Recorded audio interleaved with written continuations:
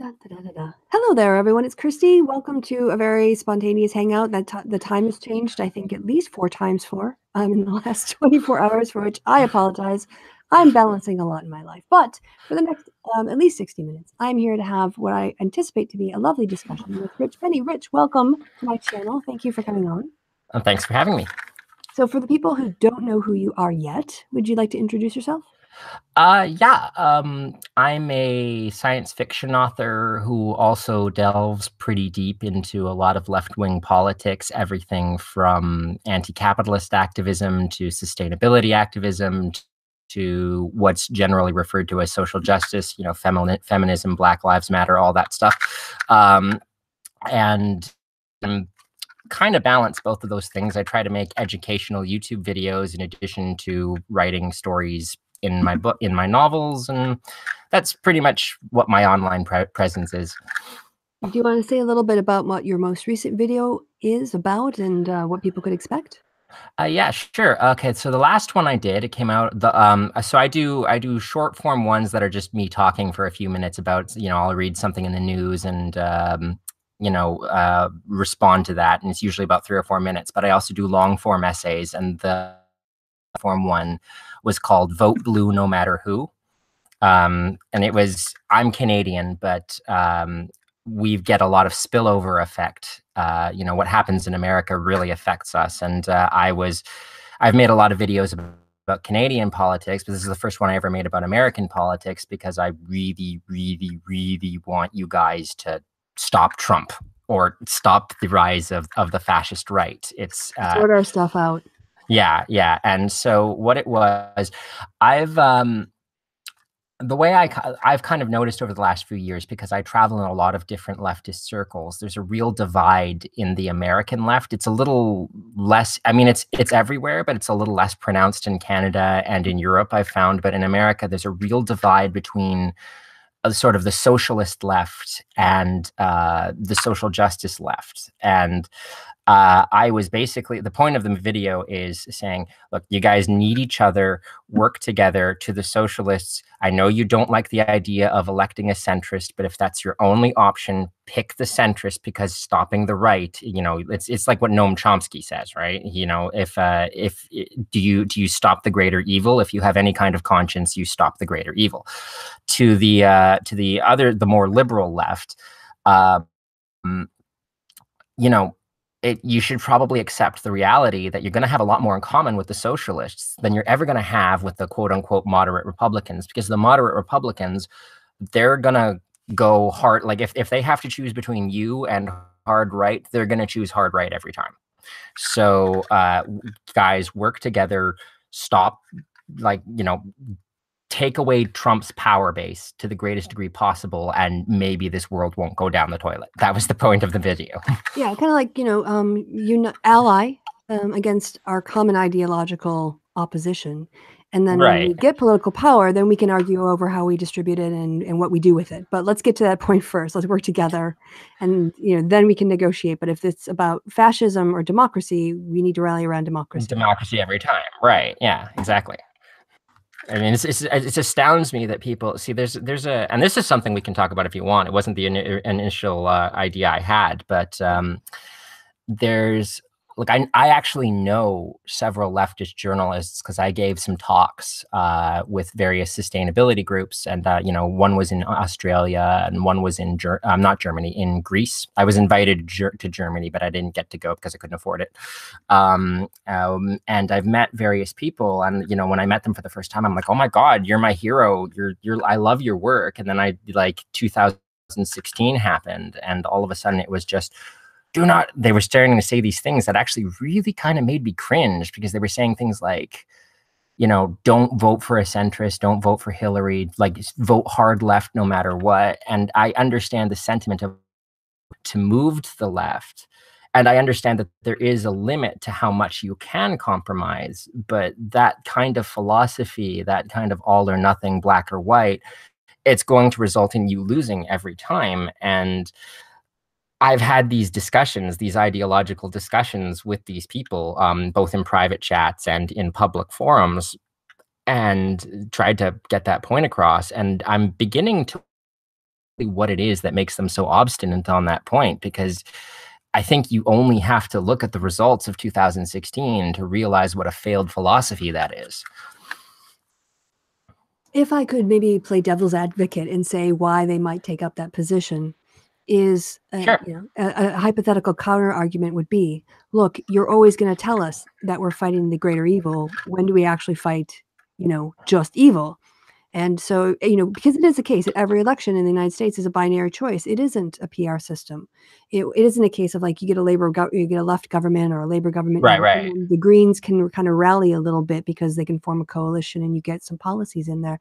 The nature of American politics results in a binary. And so people on the farther left, the anti-capitalists, are basically never really given an opportunity to get out of the system. Of course, them not participating to at least stop oligarchy doesn't help, so them not participating it doesn't get them closer to their goals, but participating probably doesn't get them closer to their goals either. And at least that's why I think that they're frustrated. And I totally understand that, because I've made that argument myself. What's the point? If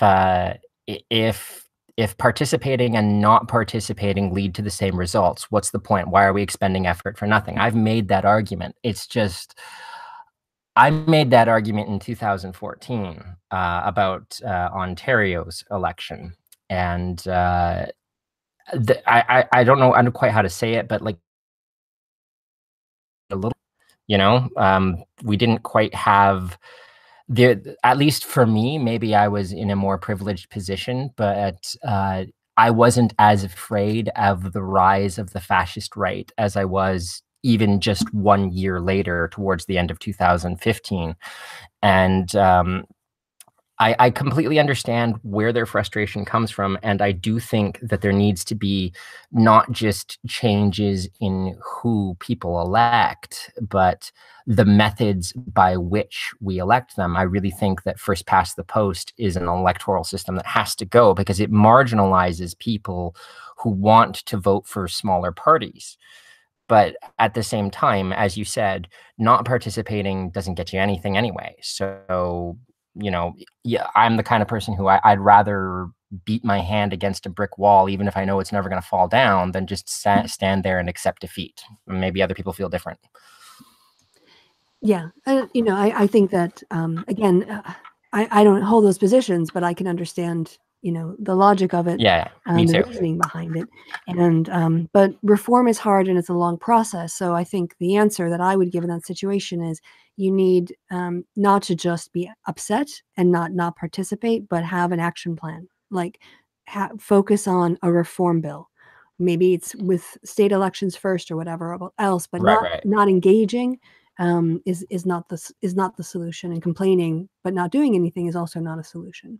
So because like it's the sort of thing, like it's amazing the sort of things. I remember when I was like 24, I said something, now if you want a point of reference, but when I was 24, I said something to the effect of like, maybe we should upset the system and everybody just not vote. Of the population doesn't vote, then that'll be such a blow to democracy. This is how ignorant I was back then. It's like, well, not a blow to democracy, but it's gonna make people go, oh my God, something's terribly wrong. We need to fix this because I don't want to undermine democracy, but right. But it'll be such a blow to the validity of the power structure, that the validity of the sitting government, that it'll make people go, okay, we really need to change things.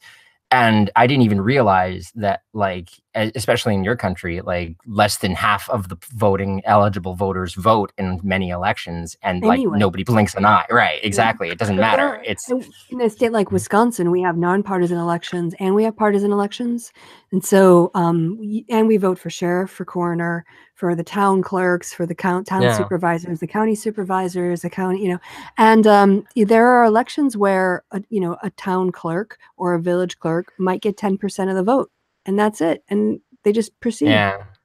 People just get on with their lives and they take power. Yeah. You from Wisconsin? Yep, Wisconsin. You said it all. I thought I recognized something in that. In Wisconsin. She's from La Crosse. She's actually a La Crosse Tribune. So. Oh, right. Cool. Yeah. good local paper. But what was I going to say? Yeah, it's amazing because the thing about it is that what I didn't understand 12 years ago that I do understand now is that the system, apathy is not a bug, it's a feature. It's that's what keeps. I say that everybody who goes into politics is corrupt. A lot of people go in for very justifiable reasons, wanting to make the world a better place. But a lot of the ones where, get happens to benefit them personally, or the typical corrupt politician that everybody kind of visualizes, those people, they benefit from apathy. Right. Yeah, an engaged electorate Yeah. is necessary for democracy to function, both because Right. we need to be informed on the issues in terms of what policy solutions we prefer, and then also to keep an eye on the people while they're doing their jobs and not just go sleep for 2 years until the next election and then wake up and go, well, why can't you people just work together?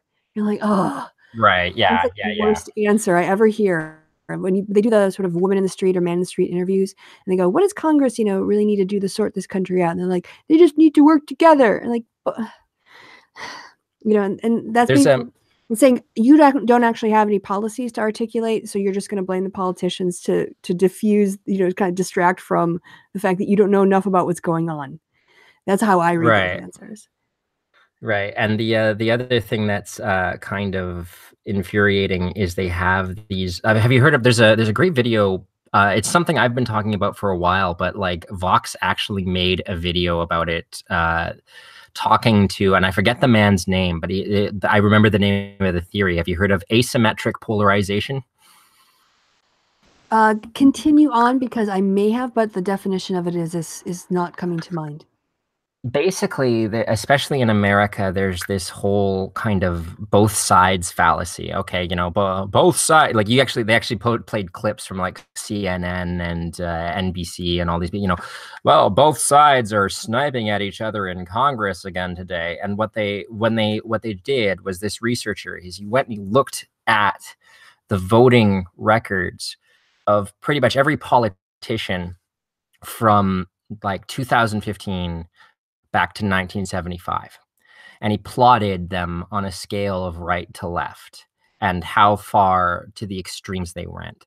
And what they found was that the Democrats remained mostly pretty constant. In fact, the Democrats actually moved closer to the middle over that time frame, whereas the Republicans became increasingly right with each new administration. Like the extremism grew on one side but shrank on the other. So what you end up happening what he was talking about is, when you have a situation like this, you inevitably get a situation where one side, like the more moderate side, has to start digging their heels in, has to start saying, no, we're not going to participate. We're not going to compromise with whatever crazy bill you have just put out there that's going to throw immigrants in chains.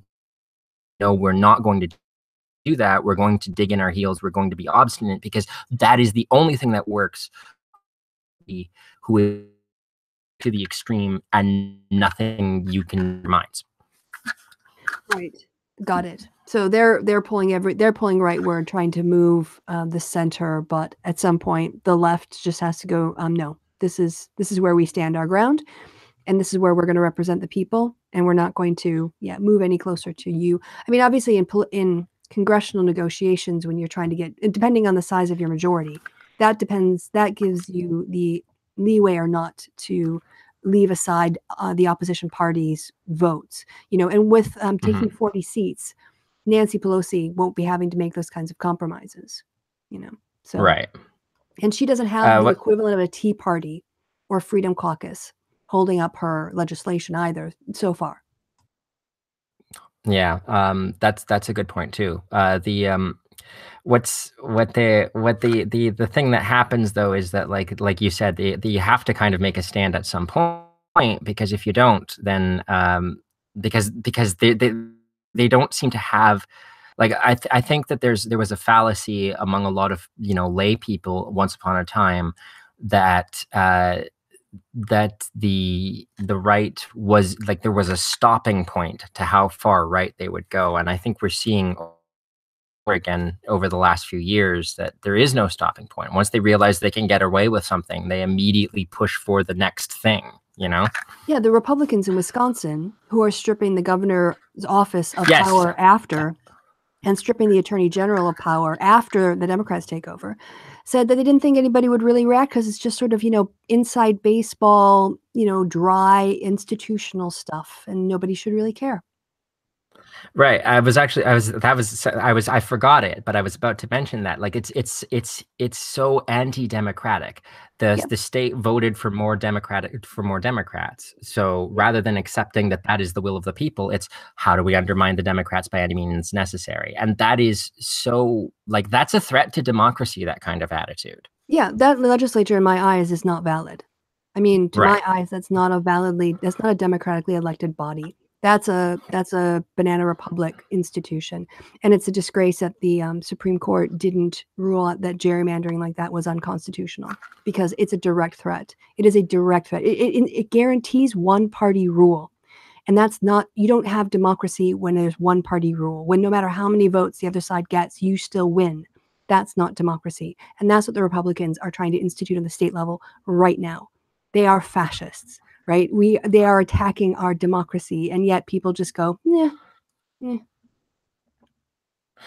And the worst part is that they I don't know how they've done this spin, because I never bought into it, but I know so many people who go, oh, you forgive the Democrats any shred of power, they're going to completely take over and make it so that nobody else can ever get a foothold anywhere. And it's like, wait. There's been a request. There's been a request from the chat that you do that in the voice of Armored Skeptic. Okay, I will try. I will try. Or okay, Undoomed, your choice. But I think Armored Skeptic might be better. Okay, I'll hear. Well, people are saying the Republicans are going to take over, but I personally think the greater threat comes from the left. Well done, sir. Well done. Have you heard my Peterson? No, but wait, were you the superior Peterson that Kevin had on? Yes, that was me. All right, we'll have to find something anti-feminist for you to spring out your Peterson impression for. Yeah. I do a pretty mean Bernie too, actually. And Undoomed, I heard, or read, I should say, in the chat. The YouTubers. Oh, yeah, go ahead. The Undoomed one was I was watching some video of his, and he's like, "Why would you debase yourself like that?" Just like, dude, why do you talk like this? Yeah, you're not Darth Vader. Back up on that mic. Right. Yeah, you said you just discovered Creationist Cat's channel. Yes, just like 3 days ago. So, what was the video you saw? How Armored Skeptic has abandoned skepticism, and it was what a nice segue then. Yeah, because the thing about it is that I was actually talking about this with Kevin one stream a couple months ago, and it was Armored Skeptic was mentioned basically doing skepticism wrong, because he'll cite statistics, and you're a social scientist, you know this. My background is actually in math and statistics, so I know this too. But statistics, I can give you numbers, and the numbers don't do anything absent some kind of lens to interpret them. They're just meaningless data unless you are applying a lens to look at them. And so what Greg tries to do is he tries to smuggle a racist lens as just being objective. The example he gave was, well, yes, it's true that 80% of people who were shot are African, but it's also true that 70% at police are African American. And I don't know where he got his numbers from, because I just went and I did. Okay, I understand the idea you're trying to convey without stating it directly. You're trying to get people to believe the police are shooting at these African Americans because the African Americans shot first. You don't know that. It could be the other way around. It could be that these people, like the police started shooting at them, and then it's like, well, I may as well defend myself. Yeah, you'd have to look at these as independent variables. You'd have a pool of people who were shot at by police that you could break down by age, ethnicity, region, whatever else. And then you'd have a different category of people who shot at police, and you can break them down as well. So even if the 70% and the 80% are accurate, if it's the case that 10,000 people were shot at by police and 80% were African American, and 400 people shot at police and 70% of them were African American, that puts a lot of context on how to compare those numbers. Yes, exactly. I just thank you for reminding me of that, because I was going to say that during our live stream, that we don't know the raw, like we don't know the hard numbers of each group. It could be that 10,000 people were shot at, and 10,000 and 4 people shot at police, and 10,000 people were shot by police, and that's an entirely different situation. And but thank you for pointing that out, because I was going to mention that too. And that's, like if in the end we have 8,000 some odd African Americans shot by police, and like 350 African Americans who shot at police, that's an entirely different story. You can't just take these numbers absent the surrounding context and present them as if they're telling a story, because they're not. And what you're doing is you're trying to sort of, well, not you, but what Greg is doing is trying to smuggle racist assumptions into people's brains kind of covertly. And I think he's really dangerous that way, because I think primarily because Greg, I've listened to him. He markets himself as a centrist. Greg's a right winger. Okay, like he might not be hardcore alt-right. He may not be a fascist, he but might hold occasional libertarian views or individual rights views, but that doesn't make him progressive. Right. And that's the thing. And it's and Shu is another one to watch out for, because I find that she kind of cheerleads for him a little bit. Oh yeah, a little bit. She came after me when I called him out for saying that I was trying to deplatform him, when I never mentioned his name and never called for him to be deplatformed, and pointed out he was being a moron. But anyway, so back to Creationist Cat. Well, you've got a great backlog of videos to enjoy with the Dean is a slave, and CC running the show there. But yeah, there's a lot of boobs. I bet there's more boobs in his content than there is in yours. Probably. So far my boob count is 0. So yeah, just in one video you've seen, there's probably been more boobs. One of the ones that I loved was he was talking about, it's Cece talking. It's like, and now the new face of the skeptic community, the speaking in tongues lady, and like she's like blah blah blah blah blah blah blah blah. Miley Cyrus after a bong hit, cat having sex, and Sargon of Akkad. Like the fact that he throws that in there, I was like, yeah, that's the perfect capstone for that. Yeah. Yeah, that whole community no longer exists like it did 3 years ago. When they used to have, what was it, like that picture of, it was Thunderfoot and Armored Skeptic, and I don't know who, a whole bunch of the people. Oh, the Rationals. That's what they were billing themselves as. Well, H Bomber guy really took them to task, and I loved that. Yeah. Yes, but why don't we get on the topic, since we're getting to the top of the hour? We've been talking about sure. You wanted to talk a little bit about deconversion. Yeah. Well, I guess actually I should start, because I mentioned way back when I started my channel, I did a video on deconversion, because the first rabbit hole I fell down on YouTube was watching people just to camera describe how they deconverted from their faith. And it was fascinating to me, because I'd gone through the process myself, and I didn't realize how much commonality I had with other people, including people of other faiths and other backgrounds. People who are completely different from me, but the emotions, I recognized my experiences in parts of their stories, not all of their stories, but parts of their stories.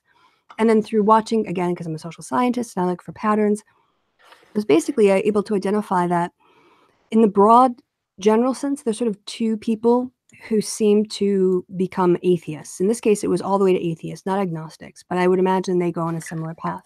because they just sort of stop. I think that's Mm-hmm. they don't take that next step to atheism. But there are people Yeah. who seem to be born kind of naturally skeptical, or they just don't buy the kind of stories. Maybe it's their upbringing. I think it's more men. Boys seem to express this more than girls, but of course I have fewer women as atheists to look at. Richard Dawkins would be an example of someone who, when they were telling stories that sounded fantastical, he just went, that doesn't sound right. Or someone else, like just really being skeptical of Santa Claus at a certain age. Like he just sort of figured it out on his own. Mm-hmm. Because it seems so improbable that someone could do that. People, for whatever reason, are less prone to suspend disbelief as children, are, very easily become atheists. But for those of us who believed, who, thought of God and Santa Claus sort of in the same category, except we realized Santa Claus didn't exist long before we realized God didn't exist. Mm-hmm. First, there's you're in your faith, and then there's some doubts. And then at some point, like, the doubts become something you can't ignore. This is the story that kind of goes on. And questioning doesn't really lead to more answers. It just kind of reinforces a question or leads to new questions. And then what happens is, a lot of times the people who do go through this process are autodidactic. They're self-taught. So a lot of them are on YouTube. So they talk about going on YouTube and learning about things. And they start thinking about the world differently and questioning some of the assumptions of their faith. And then there comes a point where maybe also it's very important, going away to university or going away to the military or moving to a different city, getting out of the religious routine, getting out of the religious community you grew up with is also common to their experiences, some people's experiences. It makes it a lot easier because then it becomes a choice, because you have to make more of an effort to meet people again and go to a new church and find a place to build community. And people who are questioning can take that opportunity to get out of that practice, and then they would see the world in a different way. So anyway, at some point in their lives, there's sort of what I call a world collapse. And that world collapse is the moment where they're confronted with, they can kind of talk around a lot of the problems maybe of religion, but they come to a core issue and they realize they don't buy it anymore. They don't believe it anymore, or they just reject it. And as a consequence of rejecting that, it sort of then eats away at the whole thing. The whole thing collapsed. Like, it had been rotting already. They'd kind of been, another thing is that they go progressively more progressive in there. So if they restrict something, they go to a liberal something, then they go to a Unitarian church, kind of thing. Right. On their way out the door. Or maybe like myself, I went to Buddhism, which doesn't have gods in it, but was still, I needed to get out of the supernatural worldview. And that world collapse is often then tied into a sort of existential crisis, because without God, everything they believed, they felt lied to, they can feel betrayed, but then they also have to put together a whole new moral core. And so part of the recovery, they lose this whole part of their lives. They lose something that they thought existed. They lose the comfort of life after death, of ultimate justice. And at first, all they see is that loss, but then eventually they start building a core worldview out of their own principles. And in the end, their process, they come out of it feeling much more satisfied than they did even when they were in their faith, at least in their stories. And that's generally, not everybody hits every part of that, but and some people go off and have other things that I've sort of missed. But that's generally the journey that I found by watching like 200 stories. That's interesting, because there's a couple things in that what you just described that maps to my experience, but mine was very different from that. Please go ahead. Okay. So I was raised Catholic, but in a way, I never.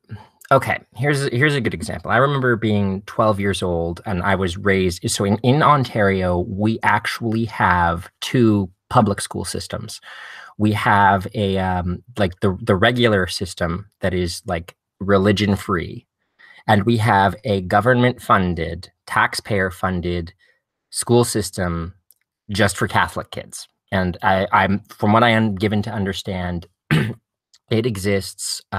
It was created to sort of appease a lot of French Canadians who had moved to Ontario in the early part of the 20th century and were more devout in their Catholic faith. And I don't know how true that is, because this is just what I was told, sort of, word of mouth. I didn't actually verify that because I didn't care that much, but that's what I was told. That's why it exists. But a lot of people who don't live in this province don't realize that when I say I went to Catholic school, I'm not talking about like a little privately funded, school that had maybe like 400 people in it. I'm talking about a full school with the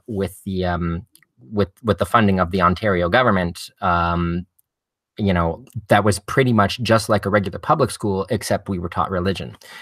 And the interesting thing about it, I had a good science teacher even in Catholic school. She was very devout, but she was also a very good scientist. And so she asked us, like, do you remember that old, I think it was an Einstein quote, religion without science is blind, science without religion is lame. You ever heard that? Yeah, I think that's Einstein, but I don't quote me on that. I'm not sure. But maybe ask the chat to check on that. Yeah, go ahead, check it out, chat. But what it was she asked us to sort of explain that, and I said, okay, you know how the Bible says the Garden of Eden, Adam and Eve and all that? And she says, yeah. And I said, you know how science says the Big Bang Theory, evolution and all that? Yeah. And I go, maybe God created the universe, but he did so using the Big Bang and evolution and all that. Like, I never, for a religious person, I never had any trouble accepting those concepts, the idea that the universe was 13 billion years old, the idea that humans evolved.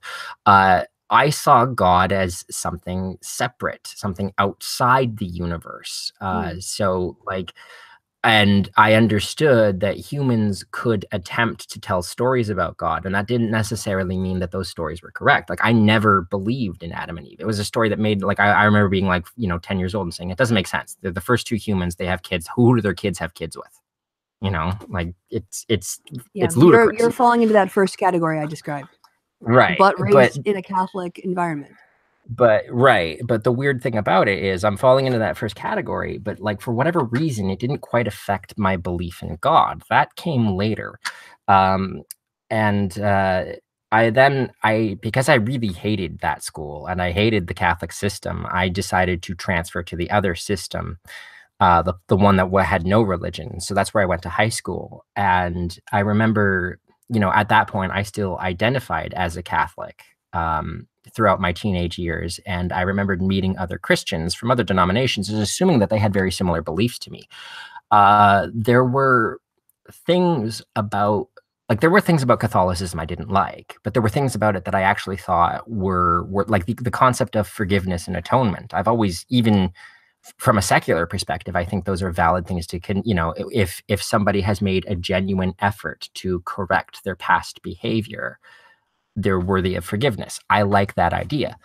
But I remember, assuming that because they were Christian, they must have had the same kind of belief as me. And this is where I kind of learned about the sola fide. You ever heard of that?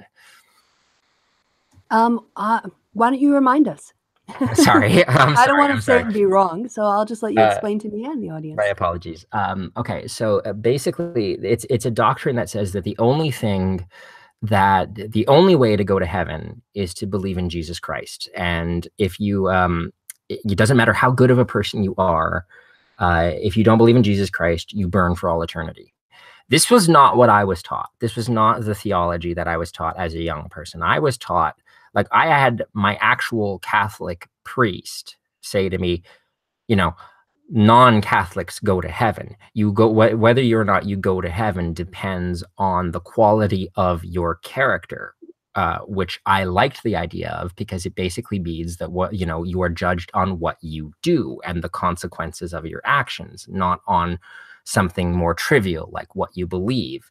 So, Hindus go to heaven, and Jews go to heaven, and the people who believed way back in the day in Zeus and Aphrodite, they go to heaven, right? And we should also insert here that the Catholics do still maintain a purgatory theology. Yes.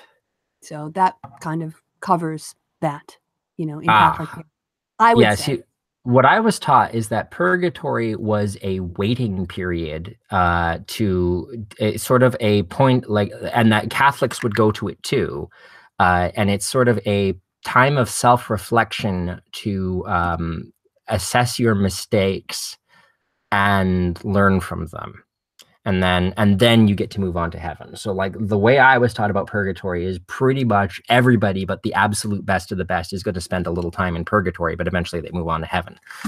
But so the interesting thing is I remember going to, talking It's to like a these kids. DMV office. Yeah, pretty much. That's exactly. You're waiting in line. But You can sit here and heaven's a think about what you bureaucracy. did. Yes.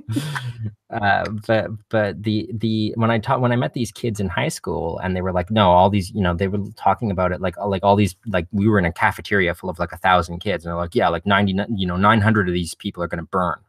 And I'm like, what are you talking about? That person over there doesn't deserve that. That person over there doesn't deserve that. And these are like, I knew most of those 900 people, not all of them intimately, but I knew a lot. I've had classes with pretty much all of them at one point. You know what I mean? Like I knew them. I liked them. They were decent people.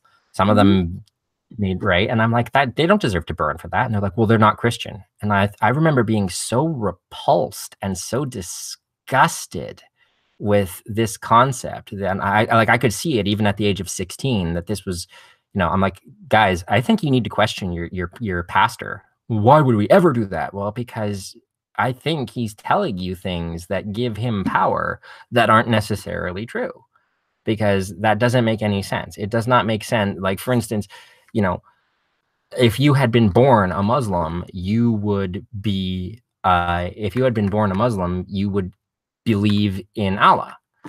Well, yeah. Okay. So how is it fair that you should burn based on the circumstances of your birth? And oh, well, I at some point I would have learned the truth. Okay. You know what I mean? Like they always have like some justification for it.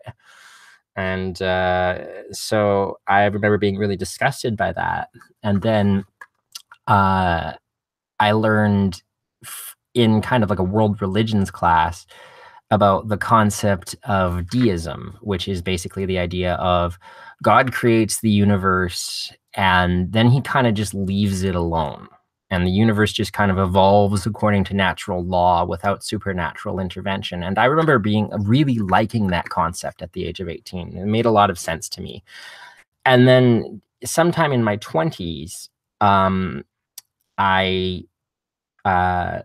started to, I had this moment where I was like, okay, but is God a necessary component of the story? Like there's a fun joke about Raiders of the Lost Ark, where if you look at that movie, Indiana Jones is not necessary for anything in that movie to have happened. He's just sort of along for the ride. And that's kind of, if you look at deism as a story, of how the universe unfolded, okay, fine, God created the universe, but if everything's going to evolve out of natural laws anyway, without supernatural intervention, then why are we positing the existence of a God at all? And at that point, I kind of became more of an agnostic.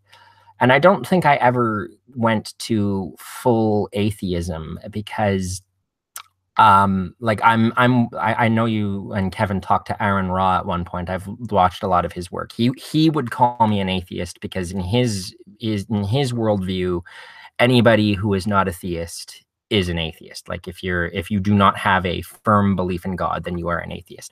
I don't use that terminology because I find that it actually confuses a lot of people, and I think it's a little too binary. I think belief in these things is a spectrum. I don't think it's an on and off, but I'm more of an I don't know. I don't know what exists beyond the confines of this universe. I don't know if there's a God or if there isn't, or if there's something intelligent that created the universe, but the word God is not the right thing to describe it, or if there was always something here, if before the Big Bang, which I know is a meaningless statement, but if the nature of existence just changes over time. And, I ponder these things and I question, but I also realize that there's really not a lot of ways to get firm answers. So I'm pretty, in the I don't know. But what made me leave what made me leave sort of organized religion was not so much, I don't believe in God anymore, as much as it is, I find the practices of this institution to be morally repugnant, and I will have nothing to do with it. Yeah. But like on a more practical level, because I think when people talk about God, it's really code for life after death. And do you think that consciousness exists after physical life ends? That's a difficult one. There is a part of me that thinks yes, and a part of me that thinks no. I think that, like, okay, my answer to that would be potentially yes, but probably not as we understand it. And I realize that sounds kind of like hard to like I'm being really vague. But what I mean is, if your consciousness exists after death, chances are it changes in a way that it might almost be unrecognizable to you now. I don't know. Maybe not. I know that, for instance, my grandfather died earlier this year, and people were talking, oh, he's in a better place now. And when people say stuff like that, I just let them believe it. I don't feel that, like, I know there are some people who are more skeptical, who sort of feel the need to challenge that notion. And I don't, because I don't know one way or the other. And I kind of think that, to an extent, letting people have the things that comfort them is a good thing. And especially in times like that. And I'm a proponent of what I would call pragmatic skepticism. And what that means is, if you want to believe in God, fine. But if God starts saying to you, you should really vote Republican because XYZ, or you should really, or even if, like, the more extreme one, like, you should pick up a gun and go shoot some people, that's the point where you need to start asking things. Whenever you are taking an action based on a supernatural belief, that's the point to apply a lot of skepticism. But if you happen to just have a vague sense that maybe one day your consciousness will transcend your physical body, I think it's good to question it, but I don't think you have to absolutely say no, 100% no, True. I would also, though, point out that religiosity is a really good predictor of political attitudes. And that, there is I think like 50% of Americans who are Christians, so they're Christians first and Americans second. Yeah, that's the thing about it is that I guess, like, see, this is kind of hard for me to wrap my head around sometimes, because I was always extremely liberal. Like, even as a religious person, I was always very much take care of the poor, defend women's rights, even from a very young age. So I never quite made that emotional connection between religion and political alignment. And what ends up happening with what would end up happening with me is people would say, oh, God is anti-abortion. I'd be like, no, that's stupid. You know what I mean? Like, you don't speak for God. And so the thing about it, I guess it's because I've always sort of understood how it is possible. I mean, I'm a bit of a freak. I actually have had neurologists study me and say, he's not neurotypical, but we don't know what he is.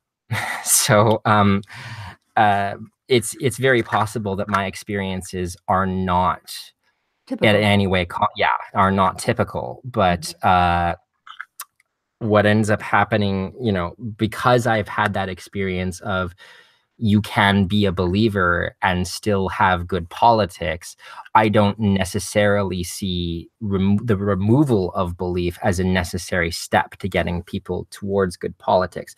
But I do see the questioning of belief, the willingness to ask, like I said, is God necessary for this story? The willingness to ask those questions as a necessary part of critical thinking. You get what I'm saying? Yes. And for people who want to engage in that, but some people, don't, or aren't given the tools or the framework to be able to do that. And for me, I mean, for me, I'm just, I guess I've found a stillness in I've kind of bottomed out, in terms of wrestling with these issues and having doubts or kind of leaving doors open. Yeah, I've been sitting at the sort of like the stillness of atheism, which is like, yep, when you're dead, you're dead. There is no God. There's just this life. There's injustice. That sucks. And kind of just dealing with that level. That's where I am. I guess that's where I've been for a while. So it's, hearing your, and I'm not criticizing you. It's just kind of reflecting on the difference of, I guess, our approaches to this. But I might just be getting old and tired of these. Oh, I'm sorry. I didn't want to make you talk about this. No. I mean, I'm just like, I've just sort of like made up my mind and now I've moved on. No, and that's fine. See, the thing about it is, like, what as I said, or what I said earlier, I don't feel the need to sort of convince people to deconvert. But if you are an atheist, I don't feel the need to sort of challenge that either. I think that this is a very personal process, and I kind of defy labels in terms of this because I'm sort of somewhere in the middle. Sometimes, sometimes I lean more in the direction of, yeah, there is something, but I don't know what it is. And sometimes I lean more in the direction of, no, there's absolutely nothing. And if I'm totally honest with you, sometimes when you're dead, and you're just gone. To me, at least, that's sometimes more comforting because it's something you can understand. Yeah. You know what I mean? Whereas if, like, so for instance, I don't believe in heaven and I don't believe in hell. And I think that if there is something, if there is something beyond the confines of our physical existence, I don't think any of Earth's religions have ever done an accurate job of describing it. I think they're all an attempt at describing something, and none of them quite get it right. But if there is something out there, I mean, to me, that's actually less comforting. That's kind of scary because what's going to happen? Do you know what I'm saying? Like, Yes. I don't know. I don't know what to expect. Am I going to wake up one day? Am I going to wake up, look around, see I'm in this beautiful, like, kind of like temple-like place that, with all the white pillars and all of that? Or am I going to be like this disembodied consciousness floating somewhere? Or is it going to be something, am I still going to be me? So like when I lean in that direction, when I say, I should also clarify that when I say this, I am speaking on an emotional level. On a rational level, I will say that I think the most rational thing that you can believe is to say, I don't know, but there's not really good evidence for anything beyond our physical existence. But on an emotional level, sometimes I feel like I get it's a weird kind of internal feeling of, maybe there's something after we die. I don't know what it is. And that to me is actually more scary than when you're dead, because when you're dead, nothing's going to hurt you. There's no you to hurt anymore. Do you know what I'm saying? I mean, it's got its ups and its downs, Yeah. like things you can't do, but then there's a lot of things you don't have to do anymore. So, and for my grandmother, when she died, she was in her early 80s. She'd been mostly healthy, but got sick in the last few years, and then her kidneys started to fail. And the doctors, she also had heart problems, so they wanted to put her on heart medication that was going to kill off her kidneys, because if they put her on the kidney medication, it would maybe stop her heart. Mm-hmm. And they brought her in to explain this, and she just went, no. No. And she had a chance to say goodbye to everyone. And she had a couple panic attacks, but with kidney failure, you end up just sort of going off, kind of drifting in and out of consciousness. And she slept in consciousness, and she slept the mortal coil. And I thought that was so amazingly brave of her, because at any moment she could have said, you know what, get me on dialysis. Right. Yeah. But she didn't. And which meant to me, like, that was like one of the bravest things I've ever seen anybody do in my life. Yeah. And so, but on that, I mean, now that all my grandparents are gone, I also moved away from them. Like about between 10 and 15 years before they died. And I saw them when I went back to the States, and every time I hugged them knowing it could be the last time. And 3 times it was the last time that I hugged them. But when they died, it didn't change my life because it didn't really change my relationship with them. They are still in my memory as much as they were. And on our family Facebook, there still post pictures of them and talk about the holidays with them. Obviously not now, but 2 years ago, 3 years ago, here's grandma and grandpa. And that's my relationship. That was my relationship with them for like a decade anyway. So for me, having that comportment to death, because I don't have to live with the ghosts, I don't live in the house or go by the roads, or miss them at the dinner table at Christmas.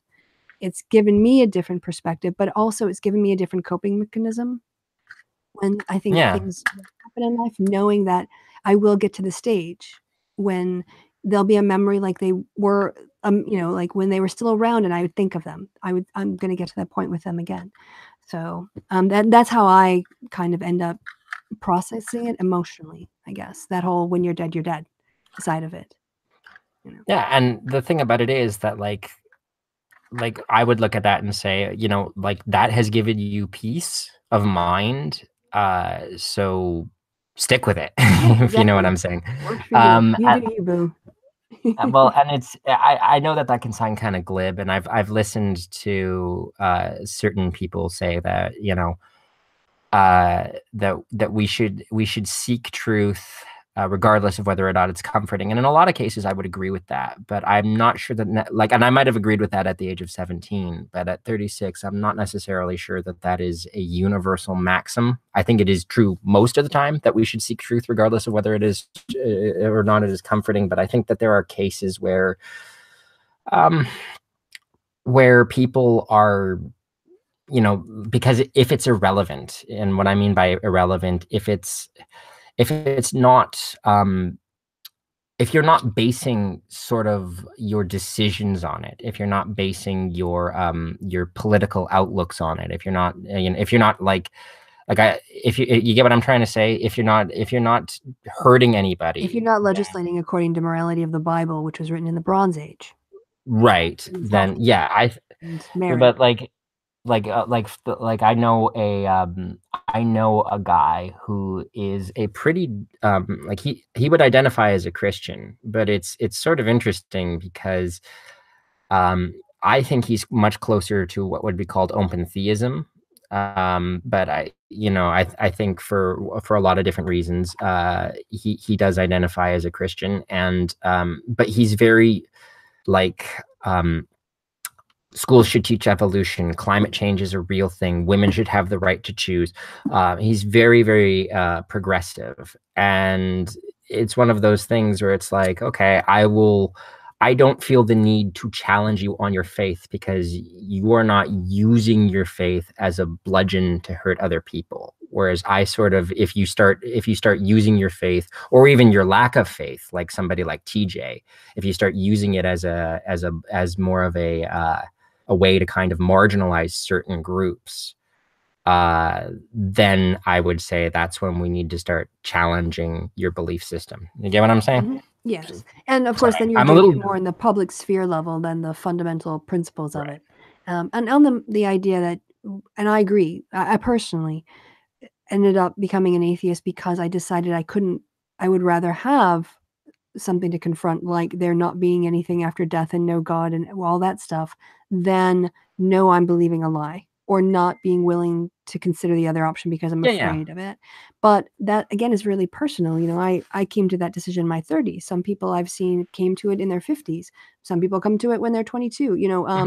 But it's something that you have to decide for yourself. It's not something that someone else can say, hey, you should do this. I think it's more of what standards do you want to have in terms of how you base the maybe decisions of your life, how you think about the world, and look inward with that question. That's where it's directed. I think you're right. Like, okay, so what because I want to kind of amend what I said earlier. I think that from a good mental health perspective at the very least, and from a good social perspective also probably, you should be willing to say to yourself, okay, this thing may be comforting, but if I don't, it may be comforting, but if it's not true, I should challenge that. I should try to examine whether or not it's true. What I was kind of getting at earlier is sometimes there are people who go through that process, and when they reach the end of that process, their answer is, I don't know. Or when they reach, or they're like, yeah, I still kind of believe to a certain extent. And I think that if you have gone through that process and it still hasn't completely eradicated your belief, then I think it's okay for you to stop. Because I think from a mental health perspective, you don't constantly, and I've done this, okay, so I know this from experience, but constantly questioning your experience and your interpretation of the world around you, it can lead to a lot of mental distress. So I think what I was trying to get at is not, don't question your beliefs, but if you've questioned them and you've reached a kind of equilibrium, wherever that happens to be, whether you've become an atheist or an agnostic, or, kind of vaguely theistic, or even if you're still a Christian, uh, if you have reached that equilibrium after a genuine, honest search for the truth, I think you are allowed to sort of just let it lie. Do you get what I'm saying? Have you ever seen the video series by, I think the channel's name is Evidence? It's an old series now, and I don't think he makes videos anymore, but he did this phenomenal 5-part series about how he personally went through a deconversion process. And when you talk about mental health issues, he was young, he was at college, he was really into his faith, and then he started to have serious questions because university presented him with dilemmas that he didn't know how to handle in terms of Yeah. the answers of his faith.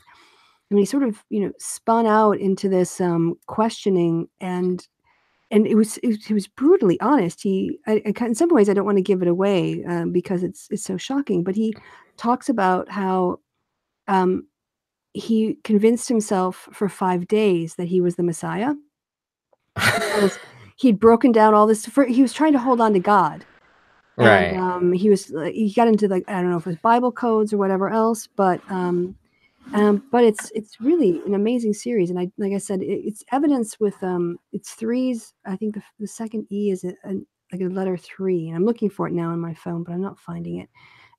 If I do find it, I'll put it in the description box, or if one of my mods finds it, doing better search than I can on YouTube. But that really goes to, and I mentioned about the world collapse. I mean, it is an existential crisis for people. And if you're in a point in your life where things are already bad or you're emotionally vulnerable, that is not the time to be going and questioning these kinds of things. It's much better off when, you have some time, you're reflective, your finances are okay, you're not in a bad relationship, like, just Yeah. do this at a point where things are a little bit on the calm, because it's going to rock the boat, ideally. Now, obviously, some people take the journey, they don't know they're on it, and it ends up exacerbating. But I would certainly emphasize that deconversion is not only like an emotionally stressful process, but it's one that goes on sometimes for months or years, as people wrestle with these questions and put them away, and then they come back up again and they put them away, and then they have to face them and confront them and then deal with them. Yeah, and see, one of the things that I've noticed that is different about my experience from a lot of people's is my deconversion was not emotionally painful. And I think that that's why I have a rather atypical outlook on this subject. Primarily because I notice a lot of atheists, they're very, I want to say firm, but that sounds like I'm being critical, and I don't mean it in a critical sense. But they're very firm about their disbelief, and that's primarily because they have come by that disbelief honestly. They have gone through an enormous amount of psychological turmoil, of abandoning the things that once gave them comfort, of all the things that you just described. And so now that they've reached that point, they're kind of, yeah, I'm justified in this because I went through this long, arduous, painful process. Whereas I'm much more, I'm much more, maybe not, I don't know, shrug, because it was not painful for me. Like it wasn't like the stakes weren't losing. that high.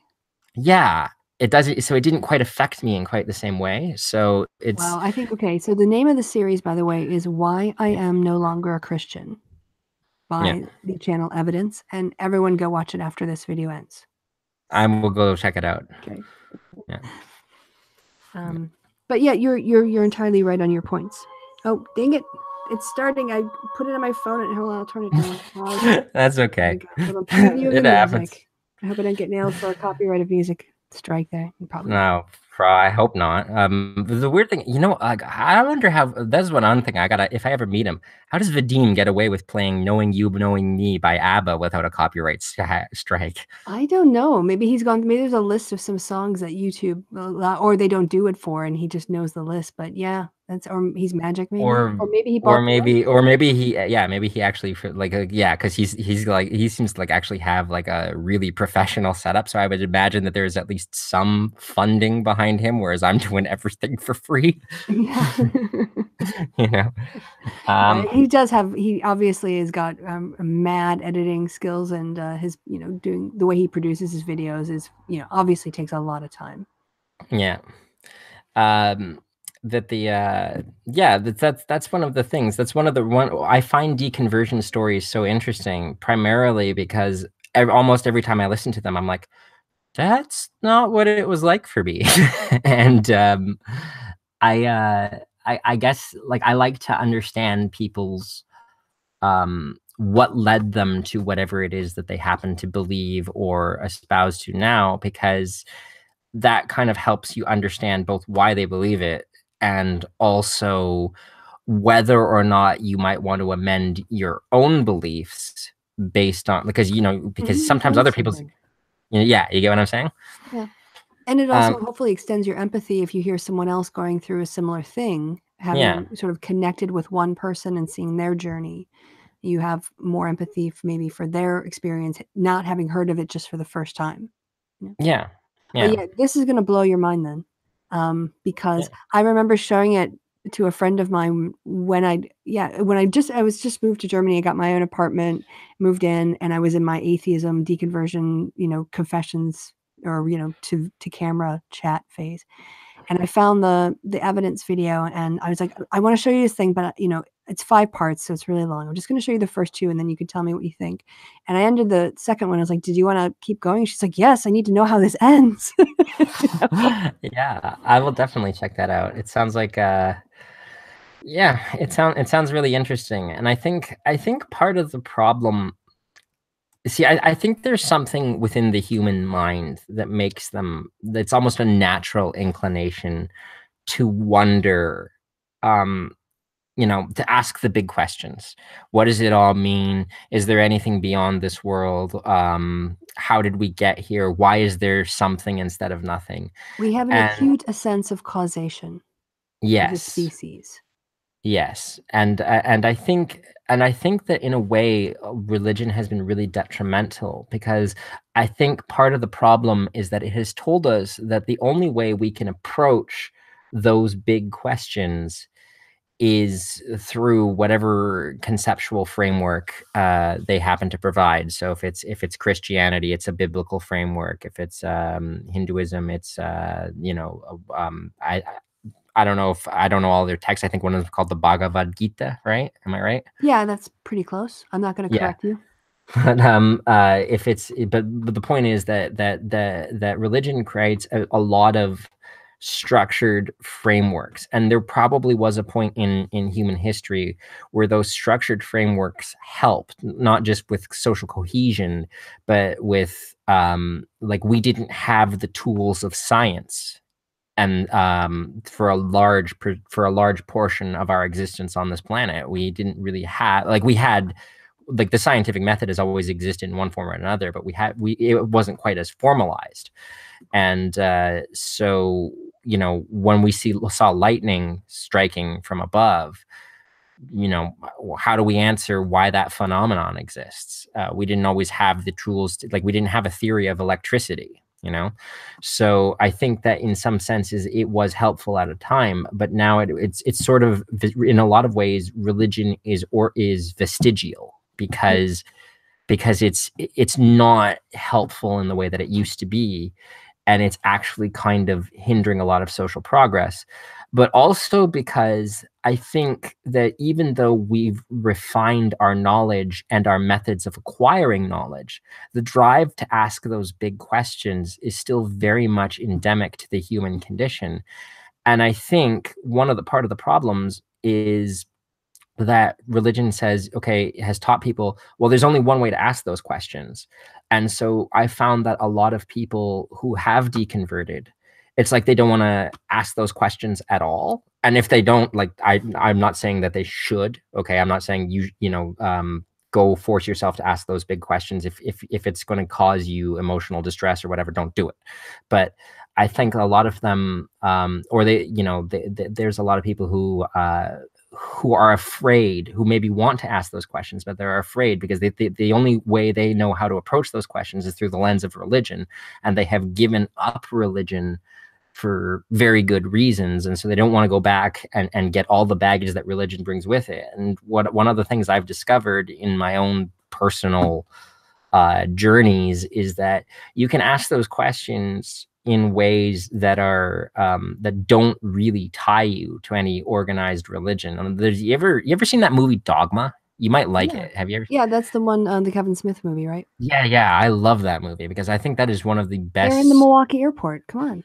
Yeah, I'm from Wisconsin. that's one of the best critiques of Christianity and religion in general. But one of the concepts I always like from that movie is I forget the character's name is. He's played by Chris Rock, and he basically says to Bethany, the main character, there's a big difference between beliefs and ideas. An idea is flexible, it is malleable, it can change, it can adapt to new information.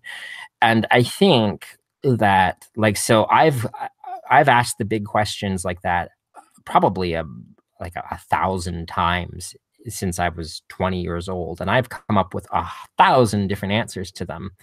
And in a way, because I was kind of freed from the dogma, I could take an answer, say, this makes a certain amount of sense, and then 6 months later go, maybe that wasn't the right answer, and then kind of discard it, and it wasn't quite as emotional for me. And I think that there's a value in that journey, even if you don't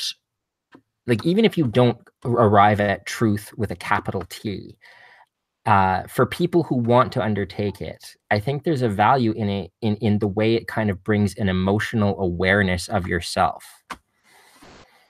Well, and on that note, I think that's probably a good place to wrap it up. We said we were going to go about an hour, and we have. But very quickly and on a complete tangent, because you were talking about stories in the old, how we talked about causation and how humans like to have accounts of things.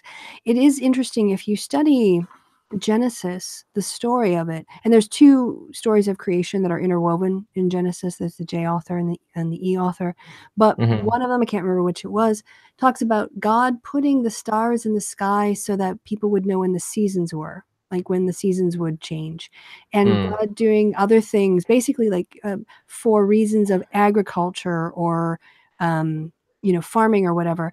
And there is an idea that the story of the Garden of Eden is actually a sort of a lament of civilization. Yes. Right. When people stopped being nomadic and free. Stopped being hunter-gatherers and became sort of chained to the land. Yeah. Yes. And the garden represented sort of that freedom, and then moving into this sort of slavery to nature and its whims. So I just kind of there's a lot of value to be found in those texts, even if I don't take prima facie, their assertions about God. Yeah, that's That's kind of what I'm getting at. Yeah. Also, if you're going to take off, I promised myself I was going to do this at the end of the show. So Oh. I have been a huge fan of yours for years. So I'm really honored that I got to actually do a hangout with you because this is weird. This is weird. sorry, I apologize. I don't. I feel weird. Not you're weird. I'm just like fan concept doesn't. All right, but anyway, I've interrupted you. Please continue. I'm going to try to be gracious here. Oh, okay. I apologize, but like I loved your debate with Carl. Which one? The first one. Okay. The one with why is I can't quite do him, but why is President Obama citing that thing? You know what I mean? Like I was both because it was really informative and because it made me laugh. And I thought, so I was sitting there like, well, you know, so I was sitting there like going, I just started following you after that. And because I like all your work you've done with social science. And so, yeah, I'm kind of honored that you were willing to have me on the show.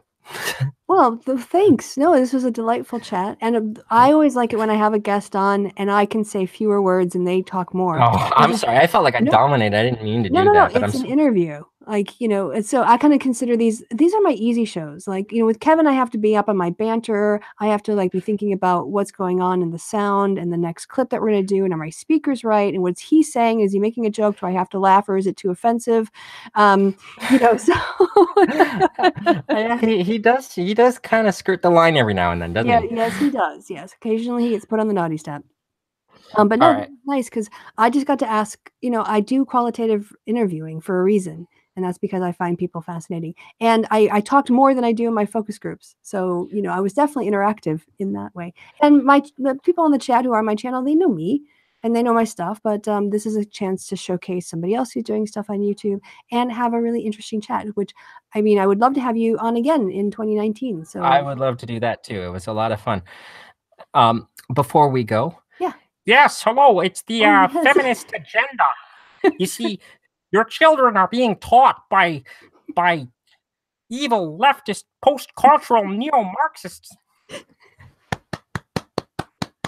I bought it at the Christmas market last year for a joke, and I haven't found any way to integrate it yet. But I have a Jordan B. Peterson, and it's a bumblebee Muppet kind of thing, a hand puppet that you wear. And I'm looking for a voice for Jordan B. Peterson, and someone needs a Jordan B. Peterson clip. You could do the voice, and then I can just mouth my puppet to it.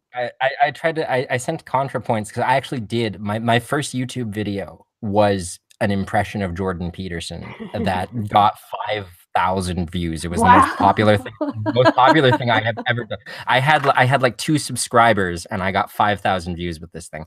But it was I'll actually link it to you so you can laugh. But it was basically what ended up happening is like it got so popular that I was like, oh, hey, ContraPoints. The next time you want somebody to do Jordan Peterson's voice, I'll do it for you if you want. You know? Clearly, I've got the chops. Just check out this. All right, well, everyone should go. I know some random geek put a link to your channel in the chat, so people can go and click on that to check out your channel. And I think some random geek wants to do a Jordan B. Peterson off with you, mano a mano, in a hangout ring. All right, I might have to be the host on that. We'll have our own little like battles here on the channel. So go check out Rich's channel, Rich Penny, and go check out the Evidence, Why I Am No Longer a Christian series as well. Go right over and watch that. That's phenomenal if you've not seen it. And Rich, don't leave, don't hang up. We'll have a little chat afterwards. But yes. I think then all I had to say was that I have been Kristi. Rich has been awesome. People in the chat have been awesome. People in the future, I'm sure you're awesome too. Goodbye from me and goodbye from Rich. Say goodbye, Rich. Bye-bye. Do the bit. The bit. What, do you want me? Goodbye, Rich. I don't know what he's saying. Goodbye, Rich. I don't know what you want me to do. That's it. You did the bit.